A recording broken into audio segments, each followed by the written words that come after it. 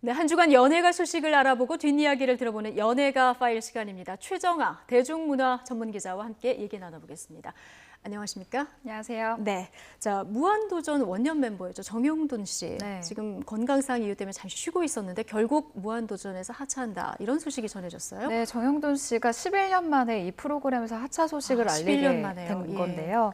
소속사와 프로그램 측에서는 이제 지난 5월에 무한도전 복귀 의지를 정용돈 씨가 보였다라고 얘기를 예. 합니다. 하지만 그 이후에 그 컴백 날짜를 조율하던 중에 심적인 부담감이 너무 커져서 결국 하차를 결정할 수밖에 없었다라고 안타까운 소식을 알렸죠. 그러니까요. 팬들은 많이 기다리고 있었는데 네. 결국 안타까운 소식이 전해졌는데 이 정용돈 씨 건강이 쉽게 회복이 안 되나 보죠.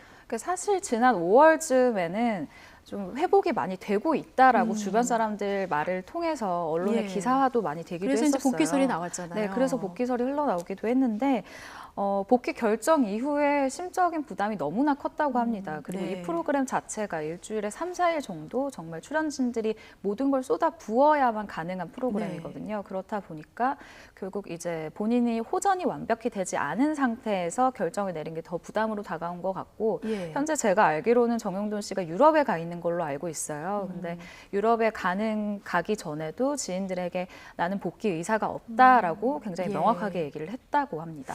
본인은 얼마나 힘들겠습니까? 네. 그런데 정 씨가 앓고 있는 공황장애, 저는 옆에서 한 명을 본 적이 있는데요.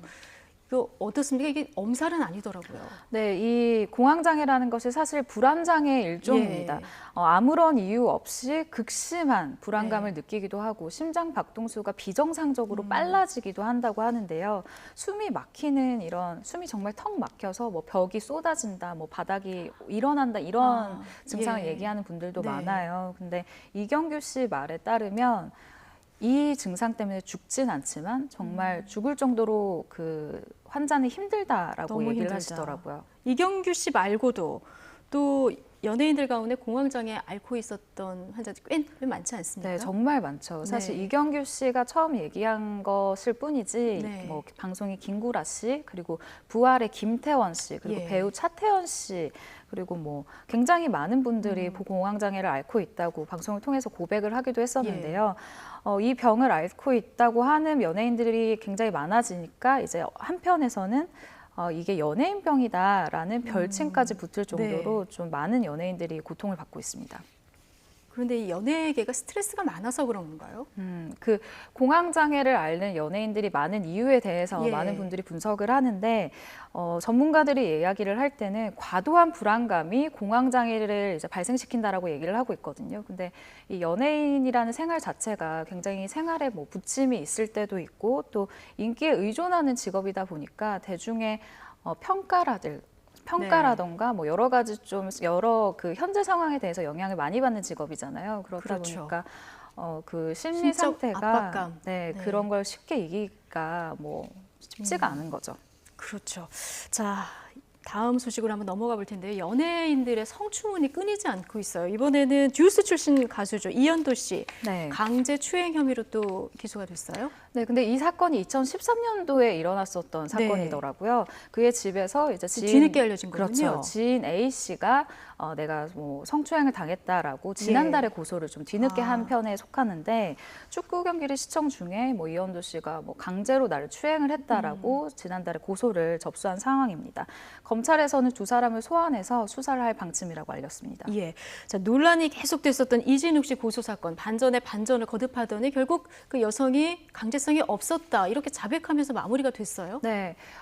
사실 이 여성이 나를 꽃뱀 취급하지 말라라고 이야기를 처음에 해서 굉장히 강한 입장을 그렇죠. 표명했었죠. 굉장히 논란이 많이 됐었는데요. 지난 26일이죠. 서울 수서경찰서에서 제4회차 소환조사 때 이 여성이 강제성이 없었다라는 취지로 자백을 했다라고 밝혔습니다. 예. 그리고 다수의 언론 매체에 따르면 이 여성분이 이진욱 씨에게 내가 미안한 감정을 갖고 있다라고 또 이야기를 하기도 했다고 하네요. 네, 이진욱 씨가 사실 경찰 출석할 때 네. 굉장히 무고는 큰 죄다 그러면서 굉장히 강하게 얘기하지 않았습니까? 네, 그 표정이라든가 그 예. 자세에서 풍기는 모습이 굉장히 정말, 억울하다. 네, 정말 억울함을 느껴지는 그런 자세였는데 실제로도 이진욱 씨가 좀 이런 알고 보니 정말 좀 무고에 휘말렸었던 거죠. 네.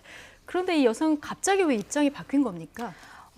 추측을 해보건데 강도 높은 경찰 조사가 계속 이어지다 보니까 예. 이 여성이 말이 좀 앞뒤가 안 맞는 부분이 한두 개씩 드러나기 시작한 거예요. 쉽게 얘기해서 거짓말이 점점 드러나게 된 건데 A 씨의 이 그러니까 이 여성분의 법률 대리인을 맡은 법무법인에서도 신뢰관계 훼손을 이유로 손을 떼기도 했습니다. 그러니까 이거는 정말 이 여성분이 어떤 부분을 치명적으로 잘못을 했다라는 거를 단적으로 알 수 있는 신뢰관계가 내용인데요. 깨져서 이제 변호인단이 그렇죠. 사입을 했죠. 네. 예. 그리고 거짓말 탐지기 반응도 이건 뭐 100% 신뢰할 수는 없지만 어쨌든 거짓으로 나왔다라고 이야기를 하고요.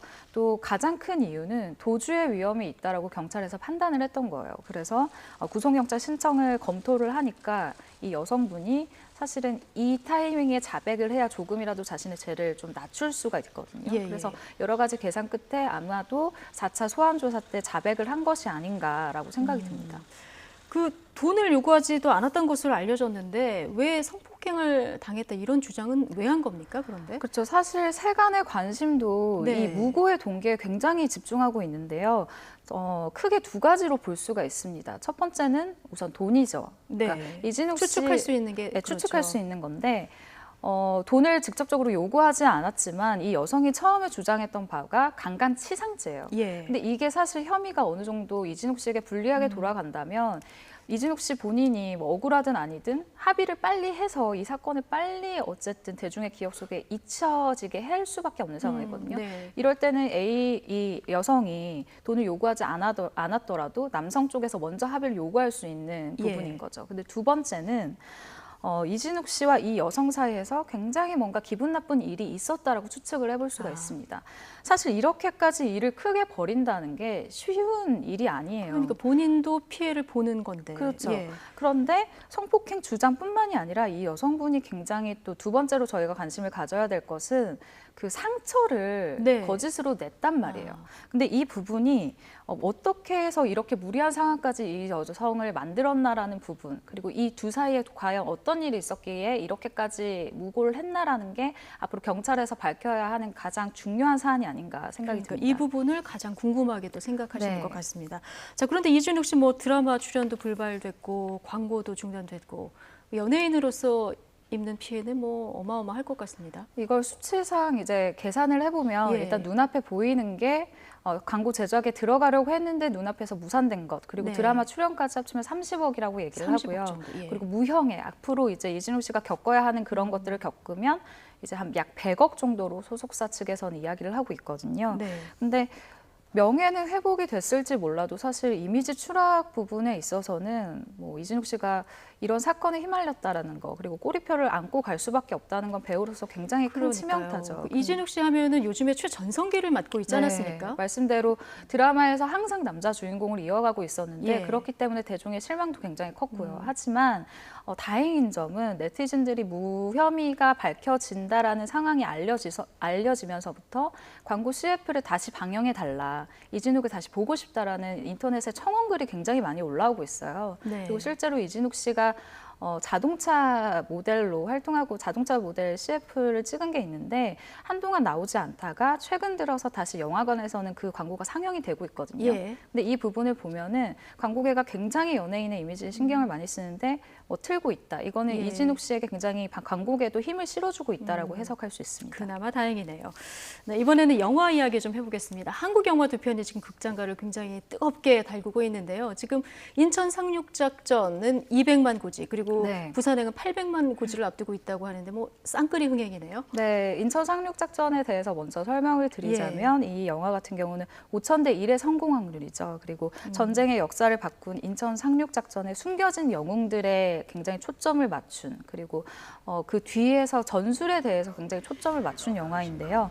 이정재 씨 그리고 이범수 씨는 물론이고 헐리우드 스타 리암 니슨 이 배우가 출연을 하는데 이분이 또 메가더 장군 역할을 흔쾌히 맡았다고 합니다. 네. 그래서 3일 만에 100만을 넘었고 말씀대로 이제 200만 고지를 바라보고 있고요. 부산행 같은 경우는 좀비 바이러스라는 한국에서는 쉽게 볼 수 없는 소재를 가지고 이제 영화를 만들었어요. 부산행 열차에 탄 이제 사람들이 사투를 벌이는 과정을 굉장히 긴장감 있게 담아낸 영화인데 네. 공유 씨, 정유미 씨, 마동석 씨 등 정말 믿고 보는 배우들, 그리고 굉장히 탄탄한 연기력이 더해져서 일주일 만에 아니다. 그러니까 700만 관객도 예, 굉장히 빨리 10일 만에 넘어섰죠. 넘어선 굉장히 계속해서 신기록을 쓰고 있는 영화거든요. 그래서 뭐 주목해볼 만한 영화다라고 얘기할 수 있을 것 예. 같습니다. 평단의 평가는 좀 다르게 나오는 것 같습니다. 그리고 네. 정치인들 성향에 따라서 이렇게 선호하는 영화도 좀 다른 것 같고요. 네, 이 예. 점이 굉장히 재밌는데요. 네. 일단은 부산행 같은 경우는 언론과 평단에서 굉장히 극찬을 많이 받은 작품이었어요. 애초에 처음부터. 하지만 인천 상륙작전 같은 경우는 처음 언론 시사회 때 영화가 공개된 이후에는 혹평이 굉장히 많았습니다. 예, 평점도 굉장히 낮죠. 네, 평점도 굉장히 네. 낮았었는데 이 점이 오히려 관객들에게는 기대치를 낮추고 영화를 예. 볼 수 있는 계기가 돼서 오히려 이만하면 괜찮은데 평점이 왜 이렇지라는 말이 오히려 나오고 입소문이 더 퍼지게 됐던 계기가 됐던 것 같아요. 네. 그리고 뭐 정치권이라든가 여러 가지 단체에서도 이 영화를 인천 상륙 작전을 가지고 많이 이야기를 하는데 인천 상륙 작전이라는 이 영화를 통해서 각자 이 정치인이라든가 속해 있는 단체들이 굉장히 많은 존재감을 이 영화를 예. 통해서 이렇게 좀 돋보이게 말을 네네. 얘기를 하고 있어요. 그래서 제가 최근에 이정재 씨 인터뷰를 했을 때 네. 이런 상황에 대해서 한번 여쭤본 적이 있거든요. 물어본 적이 있는데 뭐라고 답하던가요? 네, 본인은 사실 이거를 정치적인 어떻게 해석을 뭐 이쪽 좋다고 생각하면은 뭐 한국 뭐 한국표 네. 아니면 북한표 이런 식으로 자신은 생각하지 않고 영화를 찍었다. 단순히 이 숭고한 뭐 희생 정신이라든가 실화를 바탕으로 한 메시지에 굉장히 좀 배우분들이나 관객분들이 집중을 해주셨으면 좋겠다라고 바람을 나타내기도 했습니다. 예. 어떤 영화를 좋아하느냐 취향의 문제니까요. 최정화 네. 기자는 두 영화 다 보셨습니까? 저는 네, 아직 못 다 봤는데. 봤습니다. 네. 그 개인적인 평가는 네. 물어보지 않겠습니다. 자, 두 영화에 관심이 워낙 쏠리다 보니까 지금 다른 영화들에 좀 비상이 걸린 것 같아요. 덕혜옹주 이제 곧 개봉을 하죠. 덕혜옹주 같은 경우에도 인천 상륙작전과 마찬가지로 실화를 바탕으로 한 시대극인데요. 네. 이 작품 같은 경우는 대한제국 마지막 황녀죠. 덕혜옹주의 파란만장한 삶을 다룬 영화로 굉장히 초반부터 주목을 많이 받았습니다. 예. 일제강점기에 굉장히 비극적인 시대에서 일본에 끌려가 조국으로 돌아오고자 하는 그 덕혜옹주의 삶을 그린 건데요. 지금 현재는 인천 상륙작전과 부산행에 가려서 빛을 못 보고 있지만 개봉하고 난 후에는 굉장히 좀 잔잔한 감동이 있는 영화로 입소문을 타고 있거든요. 호평을 받은 상태이기 때문에 이 영화도 좀 기대해 볼 만하다라고 얘기할 수 있을 것 같네요. 예. 국가대표 2도 곧 개봉을 하는데 전작의 흥행을 좀 이어갈 수 있을까요? 네, 이 영화 같은 경우는 여자 아이스 하키 팀이죠. 국가대표팀의 실화를 다루고 있는데 전작이 무려 840만이라는 엄청난 히트를 친 겁니다. 그래서 아무래도 속편을 제작하는 입장에서 부담스러울 수밖에 없는 상황인데요. 수혜 씨의 말이 굉장히 기억에 남는데 네. 수혜 씨가 인터뷰에서 이런 얘기를 했습니다.